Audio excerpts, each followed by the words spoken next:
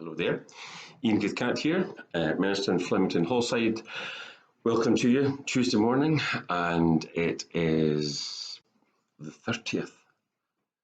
How could we have got through June this quick? Anyway, I started yesterday on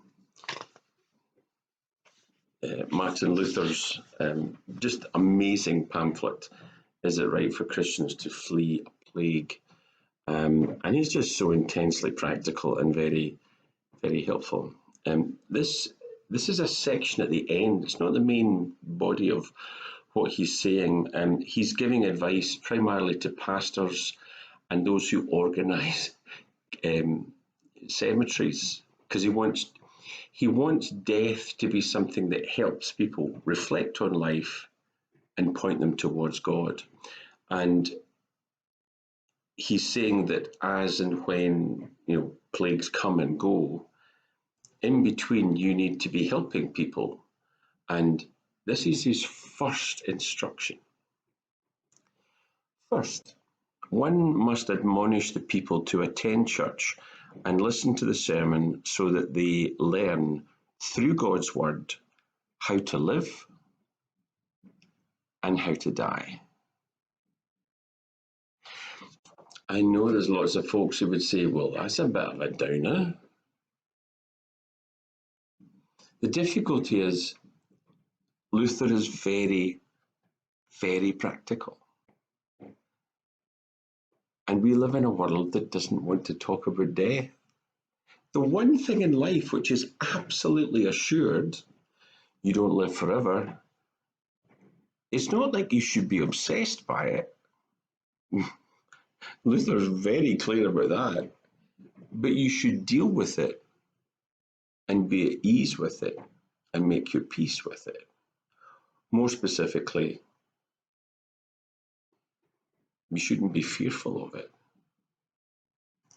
The thing is, that starkness, that just simple directness in Luther, took me back to something else, because I had been reading, this is from a magazine called Christianity Today, and it's a big focus on C.S. Lewis. And C.S. Lewis never had to address himself to a plague or the Black Death or anything like that.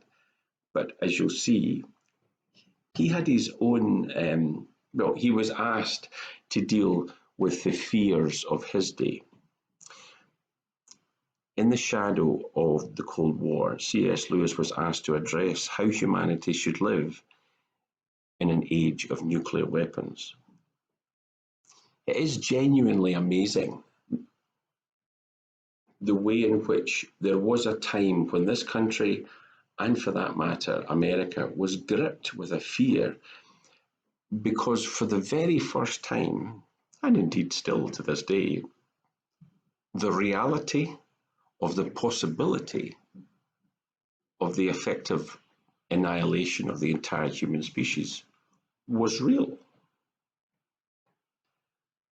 Whether it was the Mongols or the communists or Adolf Hitler or whoever it was, the death of every human being wasn't really on the cards. It was here. And the thing is, Lewis views nuclear weapons almost as a kind of revelation so that we can understand just how fragile the world actually was, and indeed always has been. He writes, the Cold War serves to forcibly remind us of the sort of world we're living in, and which, during the prosperous period before 1914, we were beginning to forget.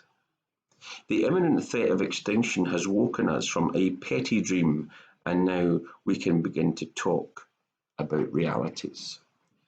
And that's why it took me back when I was reading Luther. You go to church to hear somebody teach from the Bible so that you know two things that you need to know how to do properly: how to live and how to die. I don't think we're used to people speaking like that. I don't think I am. The point is, their essential proposition, I think, is correct. COVID-19 strikes at the very heart of this illusion that we had that we're secure. Secure in a way that nothing can touch us. And the thing is, with this COVID-19, it's even worse than nuclear weapons. Lewis could encourage the audience that he was talking to say, find the nuclear threat, ensure that the nuclear threat finds you doing something sensible and human, like praying or teaching or reading and seeing other friends. And unfortunately, the mechanics of COVID-19 mean that that's precisely what you can't do. If you're caring for your neighbour, you're not interacting with them. And so this virus reshapes the whole texture of how we relate to one another. And it introduces a layer of fear and suspicion that other cataclysms don't seem to be able to compete with. For most of us, it will not even be the death of ourselves. It's this vague, generalized, perhaps, possibility, maybe, of infecting all the people that we love. In that way, a pandemic makes us acutely aware of how fragile not just the world is, but all the interactions and connections.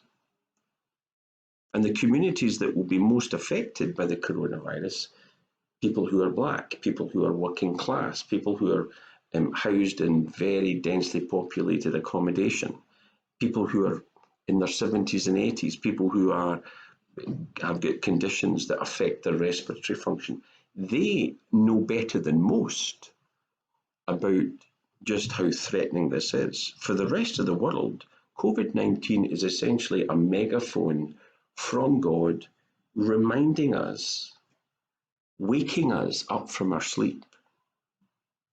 The thing is, what if that fear is a pointer to the fact that the focus of the fear is the issue? Consider Augustine. He went through various Psalms, as we have ourselves in recent years. This is Psalm 86, verse 11. Lead me in your way, Lord, and I will walk in your truth. Let my heart be so gladdened as to fear your name. Weird bit at the end there, and I'm going to repeat it. Let my heart be so gladdened as to fear your name. We shall someday have a gladness that is free from fear, but Augustine seems to be contending, because the present insecurities are real in this world, our gladness is imperfect and that fear is necessary. If we are completely secure, Augustine writes, then we exult in the wrong way. The fear of the Lord disrupts our security by reminding us of the passing nature of this temporal world. Let us not expect security while we are on the pilgrimage on earth. The thing is, that's what people long for, security. How can I make sure that my pension is guaranteed? How can I make sure that this contract of employment is secure?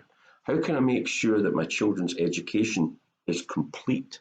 How can I we want everything to be absolutely guaranteed. Like some jersey that you buy out of Marks and Spencer's. The problem is life itself, as opposed to the jersey from Marks and Spencer's, doesn't come with that guarantee, that absolute security.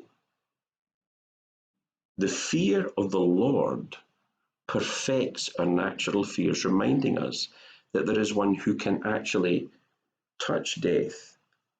That we may touch that our death cannot, and that is our souls. The hope of the gospel sets us free from the anxious panic to preserve our lives at any cost. It's not about saying, I don't care if I die.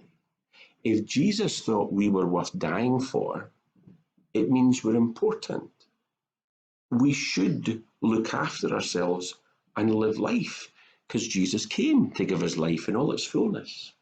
But the flip side is, we shouldn't make out that life is the only thing. C.S. Lewis says, "It is part of our spiritual law never to put survival first, not even the survival of our own species. We may follow the law of love and temperance even when they seem to be suicidal. Nothing is more likely to destroy a species or a nation than a determination to survive at all costs." And then he writes one of the best sentences that I've ever read I've ever heard C.S. Lewis write. "Whoever wants heaven most has served earth best." The Lord's perfection of our fears does not mean their removal, at least not in every case. Fear of the coronavirus is not the fear of the Lord, yet it is a sign of such a fear, a shadow that has fallen across our path and reminds us to look upwards as we walk. When we were baptized into Christ's death, we were liberated for life. When we love our lives as Christ does, we shall be prepared to lose our lives as he did. It's not about throwing our lives away and saying, "Jesus loves me, I'm going to a better place." He's gifted us life, we should take care of it. But we shouldn't so hold it in such a vice-like grip that we think it's the only thing. It's not. Cultivating the fear of the Lord, Psalm 86 style, during a global pandemic emboldens us to prudently lose our lives for our neighbour. We must sacrifice our own comforts to keep our neighbour from unreasonable exposure. And in this pandemic, we look after our neighbour, we love our neighbour by not constantly being in their company, but hopefully ensuring that they're okay. As Christ gave his blood for us, perhaps in this pandemic, we Christians might be called to do the same. Operations are still going on, and this particular article suggesting that we should be perhaps giving blood to the NHS.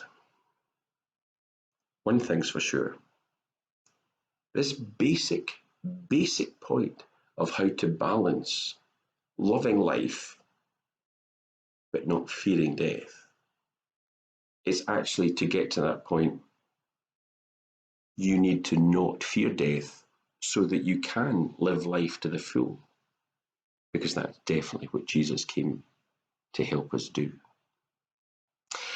This has been quite a busy morning. We've had Martin Luther, we've had Augustine, we've had C.S. Lewis. We're packing in these writers like nothing on earth. We'll come back hopefully to some of Martin Luther's stuff tomorrow. Until then, go with God, because I know he goes with you.